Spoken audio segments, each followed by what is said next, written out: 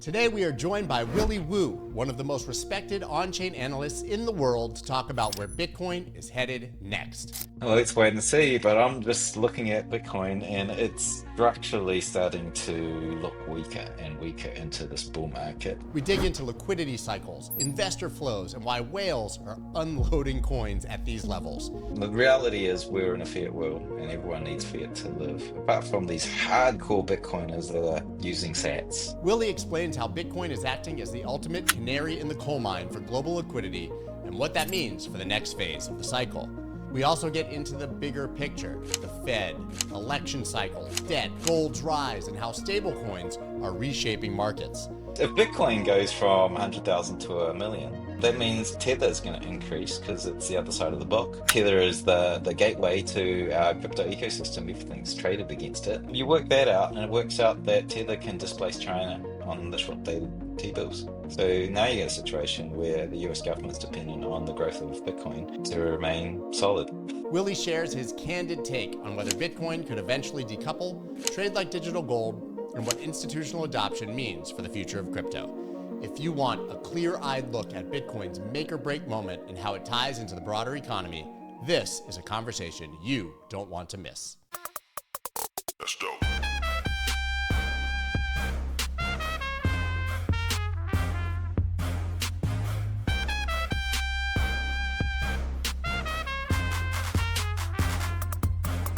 That's dope. This episode is brought to you by Binance, the world's #1 crypto exchange, trusted by over 270 million users worldwide. Start your crypto journey with Binance at Binance.com. Binance is not available in prohibited countries, including the US. Check its terms for more information, www.binance.com/en/terms. So Willy, my crystal ball's broken. Where's Bitcoin going next? There are no You're my crystal crystal ball. balls. There's no crystal balls, Scott. Yeah, no one knows exact, but we can look at liquidity, we can look at overall structure. How price responds to it is up to obviously the market and individual participants and how it actually moves. So it's late cycle. Liquidity is waning. Obviously capital coming into the system is what moves it, and I would say prices has run up, but as of maybe 6 months ago, the liquidity powering it has started to drop away while the price momentum continues. Um, Generally, that gives us a signature of where we are into the bull market. I would note that in 2017, it started that process started at about $2,500 of Bitcoin, and it ran up to 20,000. So the tops of a cycle is very unstable, right? It gets very volatile. A lot of kind of euphoria happens. We haven't reached that stage yet, but the interesting thing for me right now is that we are getting a pattern where the countdown timer has started. In the 2017 bull market, the last cycle, 2021, Yeah. we had this point where the flows in Bitcoin, while positive, started to decline, and the flows into Ethereum increased, creating a divergence, and that marked the end of the fundamental cycle, the fundamentals powering the cycle. So that seems to be happening right now. Ethereum did climb, exceed Bitcoin's inflows, and it's starting to just roll over right now. And the other thing that's happened right now is that the flows into Bitcoin um, didn't make a higher high to confirm the 120 range. Generally, each new all-time high Bitcoin makes and consolidates to a level, you get a higher influx of investors and investor liquidity to push it up. This one did not have that. So we're kind of in a bearish divergence where the 120 level is not validated by investors. Um, and in the last cycle, that was kind of around April. Um, and if you remember, we went from 60,000 to 30,000, and that was the spot kind of investors like not really validating the price levels, and then we had this kind of blow off where it went to 70,000, and that was driven by paper. So right Yeah, now, 65 um, to 28 to 69. Good times. yeah, yeah, it's a 69, right? So that was right now we're in that situation where this same structure is forming. Obviously, every cycle is different, but the question in my mind is, do we get this sort of do we get a investor recovery? Do we get a higher high in the flows of capital and therefore validating that the structure is supported by investors? Or do we actually, basically the investors are slowly walking away here and we might get another sort of run up by paper investments, a lot of derivative action. So I'm just How do sitting you here track? watching How do this. you track the flows? Like, is it a personal indicators that you have? How do you actually, track that by what metric and what tool do you use for that? Well, you can track Is it the ETF flows or spot buying across exchanges, a mix of all of the above? you can use the UTXO model, right? And you can look at the prices of which coins moving from one wallet to the other, and you get a snapshot of when coins moved in, therefore their cost basis, and the cost basis of the new investor coming in.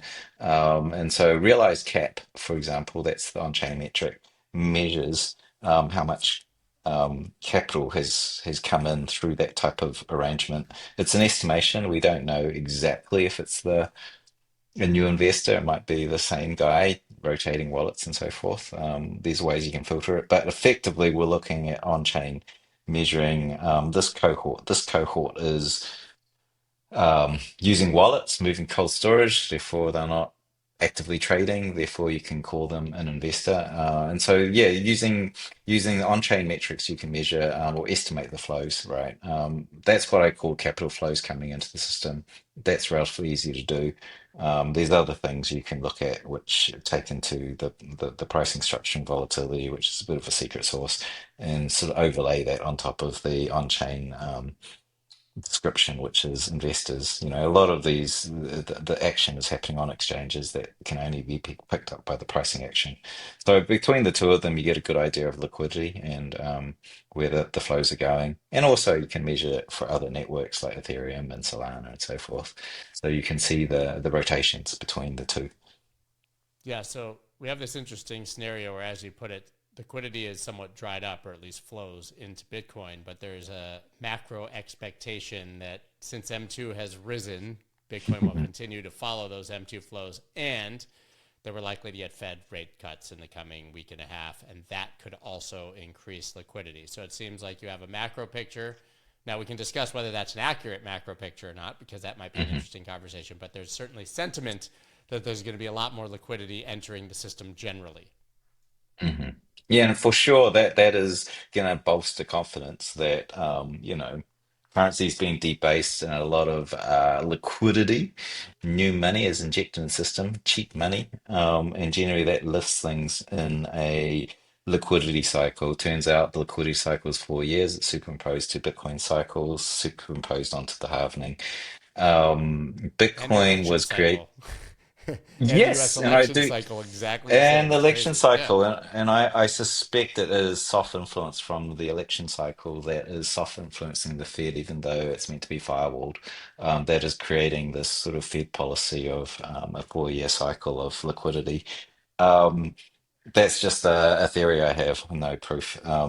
But the thing was, Bitcoin was invented effectively published in 2008 after the world financial crisis when the Fed was injecting massive amounts of liquidity to soften this crash, right? And Bitcoin has really never had a really full-on test of a business cycle downturn. We've had liquidity cycles of 4 years, but have we had a full-on business cycle downturn? COVID, you could say maybe. Those economic indicators showed that. But the Fed printed early, even before the COVID price affected crash in the market. So um, in that case, I think it was staved off because a massive amount of liquidity, I mean, what was it, 20, 30, 35% debasement? There was some ridiculous amount of money that was unprecedented that was injected, and we had the run up from the last cycle. This time we have a business cycle downturn. We expect, and leading indicators are showing that, and the Fed should be injecting capital, and that also happened in 2008, world financial crisis. They were injecting capital in the system. The markets were crashing. That was their job, to buffer that crash, because the directive of the Fed is to maximum employment. So it's not always the case that lower interest rates create market go up. And so the question to ask is this leading or lagging in this I time mean, usually around? cut interest rates when something breaks, right? Not because stock market's at an all-time high and things are great. Yeah, it's a weird one this time. I think we're all a little bit confused, and well, let's wait and see. But I'm just looking at Bitcoin, and it's structurally starting to look weaker and weaker into this bull market. And I work with Swissblock. They've been running the numbers for over a decade on Bitcoin and measuring it and altcoins, and their data shows that Bitcoin is leading liquidity. In fact, it is the most sensitive asset, global asset, global macro asset, gold, stocks, whatever, real estate. It's the most sensitive to liquidity, and so you could call it the canary in the coal mine. And yeah, by the way, Swissblock is the people that bought you Glassnode and the on-chain metrics, because they were trading this in 2006, so 2016. So it was very early, this data. So anyway, let's wait and see. But the underlying investor fundamentals is currently sort of in a make or break zone, and it's repeating the last patterns of the top. We did have, a high, and we can have this paper run up, but let's just watch it. It could recover, if investors really come in the next 3 weeks. But it's, a little bit weak on my side. I think we've had a run to 120. How high will it go from here? Yeah, 140, 160? I don't know. yeah. I mean, if that could all happen in a week, right? You could just Yeah, fly up. This is Bitcoin, right? Get a 40, 50% move in a week or two, and then full euphoria, and see you in a couple of years. Nothing would surprise me at this well, point. that's last cycle. Certainly happened in 2017. It happened all the time. I'm not sure about this cycle. It looks pretty flat. The amount of capital that needs to move Bitcoin at 120 is quite different, Yeah. than last cycle where it was 10,000, and then became 20,000. So it's significant. And then you got these whales selling into it recently, and every Bitcoin they sell, it's 120,000. They has to buy each one of them before we're good. Well, I think there was a And report that there's been 115, 120,000 coins from whale wallets sold just in the past month or two, yeah, right? month or two So years, some that's decent some selling. serious selling from people that had diamond hands and never intended to unload a single Bitcoin if you ask them, right? So I'm not saying they know something that we don't. I think there's just a serious a point where your wealth is so high and so great that you just take something off the table regardless of the asset. But we've never seen that level of whale selling at prices like this ever. Mm. Yeah, I mean, absolutely. Like last cycle, I remember well, a friend that said, oh, I'm selling, and I think it was around 50 or 60, something like that. And it was like, Yeah. this is generational wealth for me. I would just take it off the table. Yeah, I'm a And that multimillionaire happened to now, be, so you know, because like he wasn't doing on, he totally was expecting 100,000, but it's like, I'll take it off the table right now. And it actually crashed to 30, and it went that's to right. 70, but it was a price point where I guess maybe there's a whole bunch of whales that bought in roughly that time, and that was the price point. And so maybe we're in a similar situation. Who knows? So considering the cycles still rhyme to some degree, right? As you said, every cycle is not exactly the same, but what we haven't really seen this cycle is the rise of the altcoin market. Certainly not where you could just throw a dart and expect anything you hold to go up 10x. Do you think that in this last phase of the cycle, if we get it, that we will see that movement, or do you think that it's really limited to whatever's available on Wall Street at this point? Right, because we'll get a Solana ETF, and we have Treasury companies, and so there's pretty transparent large buyers of some of these coins, but the rest of them are seemingly just stuck in the mud. Yeah, I certainly the altcoins have competition in the form of publicly traded equities, wrappers around Bitcoin now and now wrappers around digital assets. So certainly they've taken some of the heat. Uh, I mean, right now, over the past month, we are seeing rotation to Ethereum. I mean, we saw that pump. Then the Solana had a little bit as well of capital rotation. Right now, I think it's around the mid caps that's getting a lot of the capital rotation into. So we are sort of seeing this, but it's certainly nothing like the past cycles. It's like, alts were beta, right? And now suddenly you could get beta on even Bitcoin treasury companies, and like some Metaplanet going was it 8x NAV and everything going to the moon. We're seeing that in the treasury companies. So part of me wonders how much of real capital is coming in because is it the same guys that are moving capital from? I was gonna say, I wonder if some of those Yeah. whales who sold for 120,000 tokens have actually just moved their tokens into a treasury company, cashed out on the stock market at a multiple, and called it a day. Yeah, right. Like, I imagine a lot of that stuff happened early because it's getting a little bit risky to do that later in the cycle. But yeah, I think the sort of beta game, which is kind of, it's playing chicken. It's like this thing's going to run up. Who's going to get out first? Yeah. And suddenly we can do it with securities. It used to be with altcoins. So it's a bit different this time, but like is the real fundamental is real capital coming in, which it is, but like it's not at the scale of the previous um cycles relative to its market cap. It's interesting And because so we have, all of these treasury companies that are transparently raising money to buy Bitcoin, but a lot of them haven't even gotten clearance to buy. It's sort of cryptic as to who's done what, but you would think that there's this tremendous amount of demand. I guess on the optimistic side, you can say if there's been 120,000 coins sold and we still are at 112K or so as we're recording this, that's pretty good news.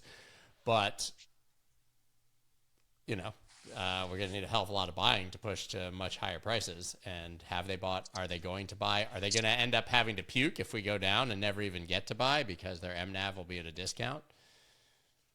yeah. Yeah, it's interesting times, interesting instruments right now. Certainly when the bear market hits, I think, You're not allowed to these say a new bear market's going to hit, Willie. There's never going to be a bear market again. They're illegal now. all right, that's right. Oh, sorry, that's right. Some Super people believe in cycle, the super man. Super cycle, cycle. and I also said the last cycle, and then I kind Yes. of talked about this cycle, but I don't think that's going to happen anymore. I think we're just going to get a bear market. We're going to get a bear market. But this time I think it's different, right? It's different in that we don't have the structural weakness as much as we did last bear market. There was a whole lot of, obviously everyone saw it in 2022. Yeah. The ending with FTX blowing up, but taking with it most of the big boys along the way, including Genesis Trading. And so there's, I'm laughing now, but I was so disgusted. I It felt was like leaving horrible. the industry. It was terrible, but they don't see that this time round. But I think right now, I think it's the macro markets are going to have a downturn, and it's going to bring us down, and we're more sensitive to liquidity. So we'll have multipliers on the downward leg as well as with the upward leg. So I think in Yeah, I was normal wondering if, cycles.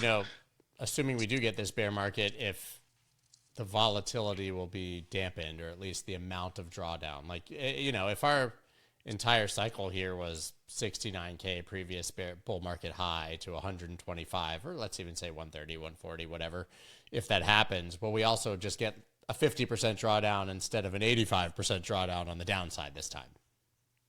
Yeah, that would not be nice. That would be really nice. I mean, I'm kind of betting on. I mean, Nothing who else, huh? knows? But like, I think we'd get yeah, I think we'd get down to. below 40 at a guess. I think we get down below 40 actually. But I don't know. Who knows? Like the main thing for me to look at is not to guess at the crystal ball at the high. I think no one can guess the high. If you get it, if you're lucky, because the tops are very volatile and unstable. Because when liquidity drops away, you're just trading on just momentum. There's no liquidity buffer to hold that price up. So it could whipsaw because demand's dropping and it's pure speculation. And that's very volatile. If you get the exact high, that's luck. The bottom is a lot easier and more stable because liquidity is coming in and you can see it. It just sort of stops. The volatility compresses because buyers are coming in, buffering it. And when you see that, then that's the time to come back in. Never mind what the price is. I think knowing these price predictions are not really what you want to look at. You really want to look at the flows of capital when they're coming in, where they're waning, and what the investors are doing. Um, yeah, you can get led astray with, looking at just the targets. Yeah. So you said with pretty solid conviction, we'll get sort of a macro bear market and Bitcoin will go down with it. Do you think that there's a impending catalyst in your mind, or it's just the normal cycle? I also agree, obviously, that we're seeing irrational exuberance in macro markets generally, right? We see gold flying. That should be a signal that everything else should be going down, but they're all kind of just climbing this slow wall alongside gold, which we've never really seen before. And it just seems like nothing is as it should be for a bull market, but we're still in one. Yeah, yeah, yeah. When investors are really moving to gold, there's a lot of faith in the system that is dropping. So I don't know. What was the question? Yeah, I'm just saying, like, do you That think that that's there's a some catalyst that would send us into this bear market? Because, we kind of joke now that it seems like they've pulled every single lever to keep things propped up, but gold is sniffing it out. What's going to be the thing that sort of, I guess, turns it for macro markets generally? But also, do you think, we have some sort of smaller FTX style blow up on the Bitcoin side, maybe a treasury company? No, I just think it's going to be macro, and I think maybe the tariffs really properly kicking in may be enough to kick it off. Yeah, we've had a bull market for a long time, right? If you look in the not Bitcoin, but since 2008, and Yeah. there's a lot of debt in the system. I don't know if the US government can stay solvent, panning 5, 10 years into the future, and I don't know. To me, it feels like since 1971 to 2025, what is that? That's it's over 50 years of governments plugging holes from their overspending because they could do that. And somewhere along the way, you cannot continue debase. You can see it in the fabric of society. You can see it in the average person, Mrs. Jones, can she afford, it's something like 15% of Americans are really struggling to put food on the table with two people working in the family. It's getting out of hand. The fabric is starting to fall apart. And so, I don't know, like we're 55 years into this, and um, Lynn Auden would say nothing stops this train. They're going to continue to print, and this train's going to go off a cliff. And so, how close are we to going off the cliff? And people running to gold seems like there's some fears right now. Last time we had that was world financial crisis for, was it 4 years to 2012? We thought, I remember trading in those days, and we thought the whole system might fall apart. Um, like actually, the banks would stop, and we wouldn't be able to get, you know, food on the supermarkets because there's no one could actually, the supply chain breaks down. So the question is, how close are we to that? And these are things I think about in the longer term Me scheme too. of things. I guess Yeah. the question then naturally there is if gold sniffing it out, and many believe that Bitcoin would behave like digital gold, is there a chance in your mind that if we really start to see, well, start to see the debt continue to spiral out of control, because we know that it already has, if Bitcoin could actually switch narrative, not drop with the rest of the market and actually trade like gold? I think that is certainly possible, and I believe it will be. But Bitcoin's what, barely over 2 trillion, so it's 1/10 the size of gold. And so it's like, think of a boat that is a super tanker, and then think of a boat that's 10 times smaller. It's Speed gonna limit, get yeah. buffeted. Yeah, it's gonna get buffeted. And so Bitcoin needs to grow, and needs to grow a lot bigger before it becomes stable, and it can be that sort of more stable asset. And it's only just beginning, it's the newest macro asset in 150 years, and it's tiny, right? But the trading at scale, meaning it's over $1 trillion, but it's tiny. The next ones are like, you've got FX markets, you've got that is 100 trillion, you've got gold 20 trillion, you've got real estate 250 trillion, bond markets, how many trillions is that? Hundreds of trillions, 300 trillion. So it's like we're talking, big boy club, and we're like the new sort of baby in town, and it's going to be pretty volatile. Um, it's going to be pushed around a lot for a while. Yeah, I've got Maybe a it'll take a decade. 145.1 trillion estimate on the entire global bond market. That's pretty big compared to 2 trillion.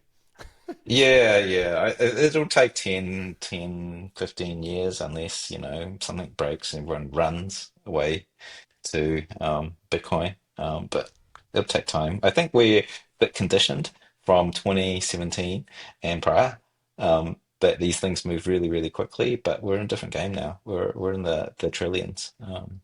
And so, you get the odd person that says Bitcoin might hit 2 million. And then you go, wait a minute, you mean it's going to be like, well, half world GDP, half of all equities on the planet, um, you know, double, 2.5 times gold in this bull market. You're getting into the limits of the size of the economy here now. So it'll take time. Remind me when you got into Bitcoin? 2013, near the top, actually, decap bounce. So Yeah. December. Yeah, December 2013. So when Yeah. you started, did you ever think that conversations on podcasts would be about BlackRock and a Bitcoin president and the president's family launching tokens and mining companies and Bitcoin treasuries and meme coins? Like how far off your bingo card is the 2025 that you envisioned when you started? Yeah, well, I didn't have any understanding of any of this, right? Like even financial markets then. I was more of a tech guy, and I just thought, gee, look at the MP3s. They went from MP3 encoded downloads by a few people on the internet, and now we've got the iPod, and now that's mainstream enough. And it took 12 years, and I figured, gee, 2013, this feels like ripping a CD onto MP3 and uploading it to websites that other people download it illegally. Uh, and it felt like that kind of thing, and it wasn't ready for prime time, but maybe 12 years, 2025, it would be mainstream. And I didn't know what that would look like, 'cause I'm not a finance guy back then. But more or less, it's kind of hit it. So. It's hard to think about the details, but on the broad strokes, time-wise, it was about right, I think. That's why I kind of bought one Bitcoin because I didn't want to be pissed off if that happened and I saw it. And then I walked away and carried on doing my thing until much later to really research it. But that was it. So I guess a broader question is this level of government adoption, sort of personal profit from the president, do you see it as a net positive for the asset class? Do you see any hidden traps there? I can tell you my view is that obviously having like positive legislation versus the last 4 years and a positive view is good, but that the family involvement maybe is not as good. So it's a bit of a difficult question, but I mean it's nice Yeah, to I mean, not be persecuted at all times for being in the asset class. yeah, I know. It's made it like certainly this cycle. I think Larry Fink was the big one. Yeah, I agree with that. Because Larry Fink is like, we're talking about decades of of stability here with BlackRock. Where the president is a 4-year term thing, and I wonder how much an opposition would try to turn over what has been done so far. But I think what's happening right now is, and I said it a long time ago before the election cycle, 3 years before the election cycle, I said that it's really, it. The thing is, there's enough wealth in this industry that you can lobby and effectively fund politicians on policy. And I think that's what's happening, right? I think that there's a number of um, I think Coinbase was very, very particular, like very visible on that. They were very much showing the list of the senators that were against and pro and stuff like that. So Yeah, I think that it's I think a lot of that has it's the cohort of Bitcoin and crypto voters have grown in the population. So it's got its own defense through the political system. what else is on your radar? Like, you're obviously an active trader. How are you approaching markets in general? Is there anything that you're really excited to trade in this environment? Yeah, nah. I trade very, very short term. Yeah. It's almost like market making sort of Yeah. stuff. But then Arbitrage. I also, yeah, it's not quite arbitrage. I sort of like try to buy the dips and mean reverts upwards. It's very short term tactical. It's kind of looks like a market neutral yield. The but the long term stuff is mainly I really want to make sure that I'm in cash. Don't tell the hodlers, but I think the hodlers are onto the right thing is to hold. But I've always done best when I move to cash and just sit out the mayhem. And maybe I'm wrong, maybe I'm wrong. Maybe I'm it's wishful thinking that we're to be a market and it goes up forever, Laura. Um, but like that, I'm looking forward to a bearish market also. And it's usually the long-term trades that are the best. Like you call them investments, I'd say, moving out, moving back in. Yeah. And I'm a builder. I'm building stuff. Most people don't know what I'm building, but I am building stuff. Can you tell us? And in the bear market, um, You heard it well, here first. well, we've already built the Crest line of products, which is 3 institutional funds that get you yield on US dollars, one which gets you yield on Bitcoin, one that's institutionally sort of hardened to work with a Swiss private bank for their investors. So this is like you could think of it as like, all these earn products, but this is how it's actually done. They would give the money to a whole bunch of traders and try and trade it. Like there's a whole institutional thing about it, and it's a fund of funds. So that's been the last 3.5 years, and that's my learning in TradeFi. And now I'm moving into building, let's call it a credit fund. So basically tapping TradeFi and grab capital, um, fiat capital, and giving it to Bitcoiners, like lending it out to Bitcoiners who want to use their Bitcoins and doing it in such a way where they have a private key on their collateral so they know it's not no hanky panky, it's not being moved around, it's not being rehypothecated. So I want to get a profitable business that's working to make use of this Bitcoin and have Bitcoin self-custodied, because this is the type of lending we'll do, and I want to promote self-custody. So that's what's lighting me up right now. Haven't announced the product. And they That's say that all the builders, relish the bear market because everything calms down and you can actually build in a bear market when everybody's not insanely euphoric looking at prices. So I can understand why you'd be looking forward to a bear market in that perspective. I also like it's so triggering to obviously Bitcoiners when you talk about looking forward to a dip. Like, I don't know if I look forward to a bear market or not, but I still have cash and I would prefer to buy Bitcoin lower than now if possible. I don't yeah, know why that's such a absolutely. jarring sentiment. Look, But I if would you're not say, selling tomorrow, shouldn't you want lower price? Like if you're one of these people who says, I'm right. going to hold forever, shouldn't you just want a permanent bear market to give you tons of time to buy a bunch of cheaper coins? Well, maybe not permanent, but I know, but like like I know that give you if a lot of like time. the true Bitcoiners, like I remember seeing the price pump, right? And I think it pumped to 100,000 or something. I was like, from 70, and I was like, damn, it went up again, you know? And because when you're sure of the trajectory, you kind of like the lower prices because you can stack more. Yeah. And so I think we should celebrate it coming back down because it's another opportunity. Um, yeah. Like, if you're confident in what you bought, if you've done the research, then every bear market is great. You can wind back time. You can wind back the clock and get some more, right? Yes. So So clearly you're focused on building institutional grade products around this. So naturally you believe that that's where the puck is moving as far as where the big money is going to come, right? So who do you foresee when you're building all of these things as your potential customers? Where do you think that money is going to come from?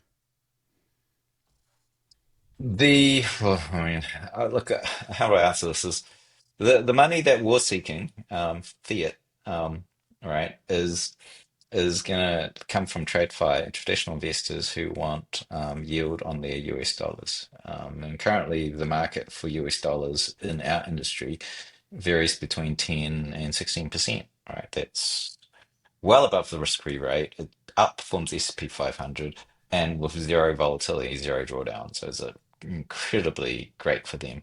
And so that's one customer. The other customers, the Bitcoiners, who are getting 20, 30, up to 80% annualized return on their Bitcoin over a 4-year cycle, depending on where they bought it in the cycle. So it makes sense for them as well. Just, that those two should load balance. Bitcoin's multi-trillion dollars and it's getting bigger and it should get to the tens of trillions. It should get to the 20s of trillions.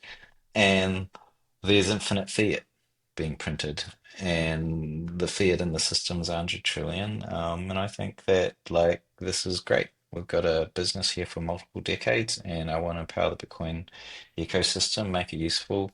I believe that we've got two choices right now. We're going to move towards central bank digital currencies, basically lock in this fiat debasement forever into a totalitarian, sort of pretty nasty 1984 scenario, or we have fair money, and a lot of this burns to the ground, and we have freedom, and so freedom of our finances. So those it's bifurcating, and I know what side I'm picking, and I want to empower that side. So it's mission driven as much as anything.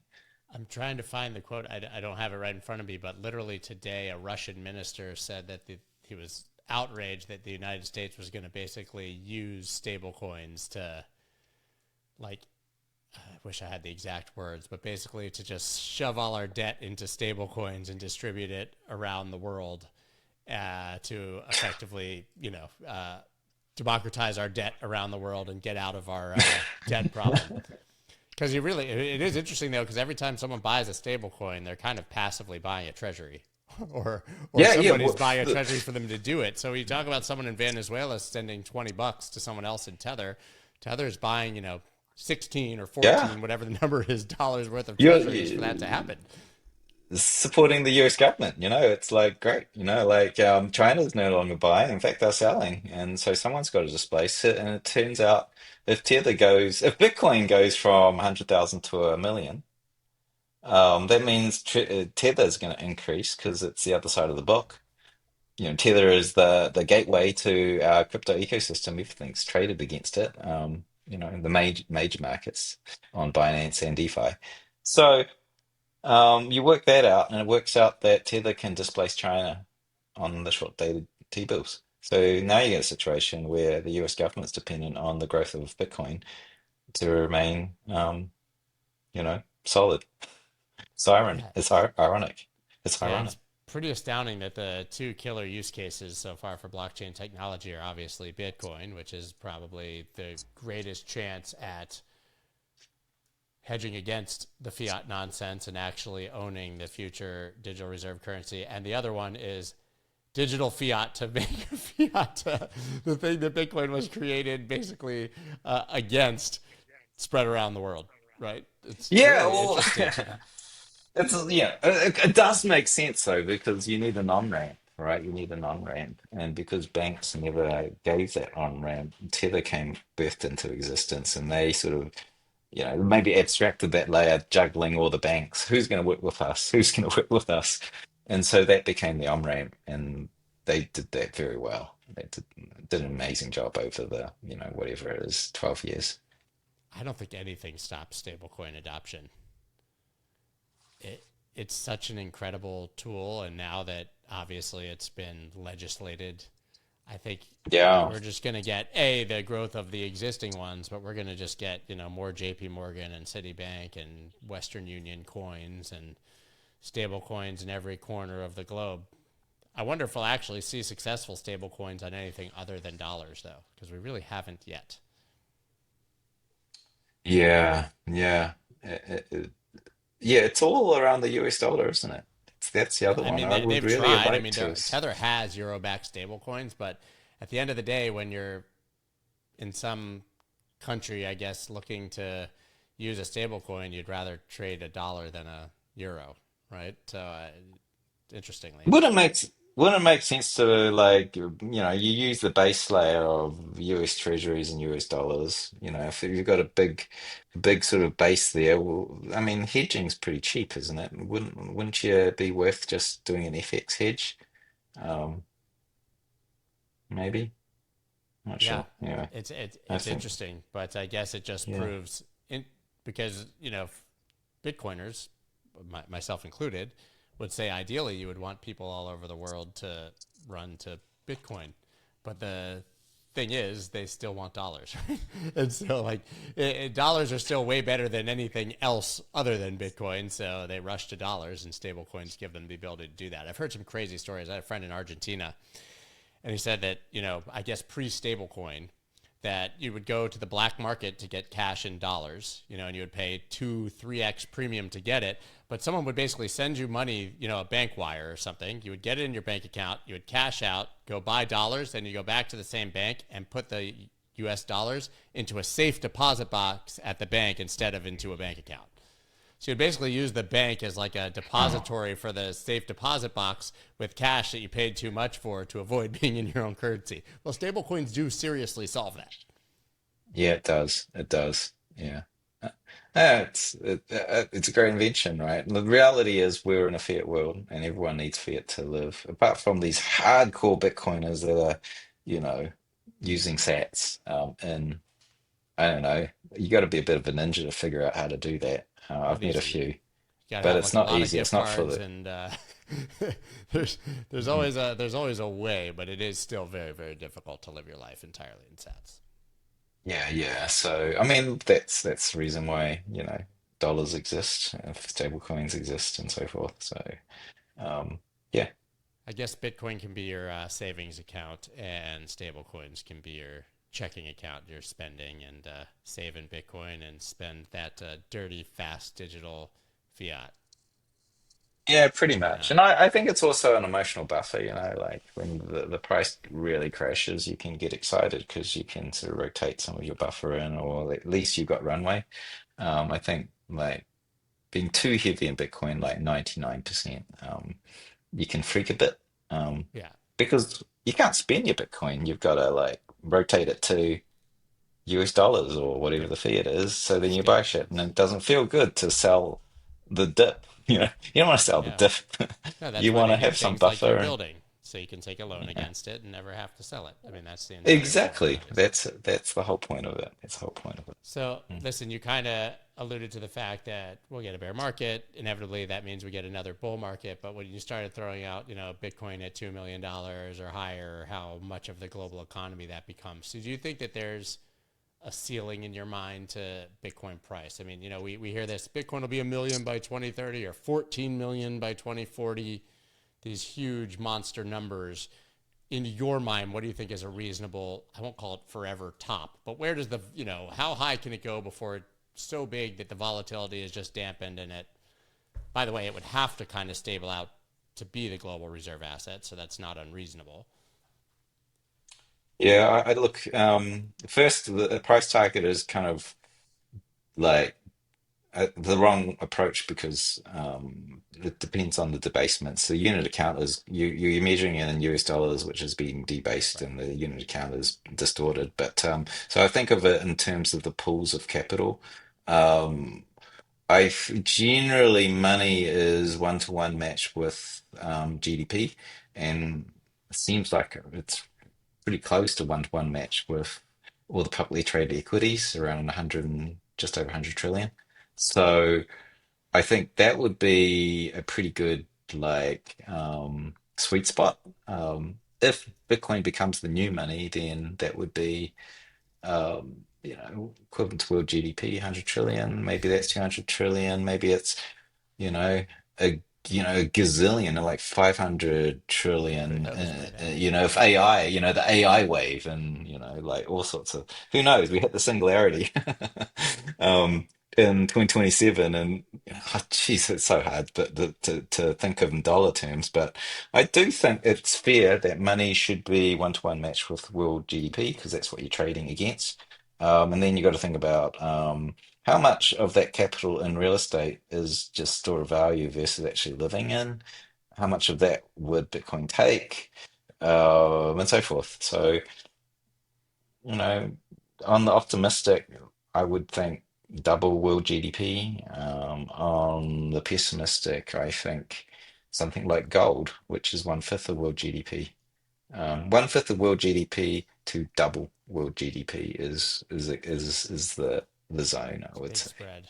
I'll take it. Yeah, it's a big So spread. so Yeah. anywhere from $1 million or $2 million of Bitcoin to a gajillion deflated US dollars worth of Bitcoin.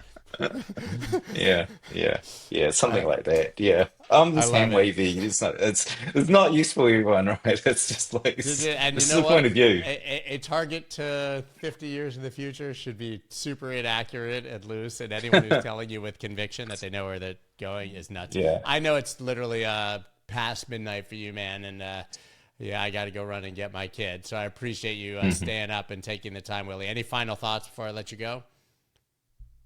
No, no thoughts. It's way We too nailed late to it. think. That just means we nailed it, man. Go to bed. Thank you so much, Yep. Willie. I'll speak to you All soon, right. man. Thanks, Scott. Cheers. Have a good one.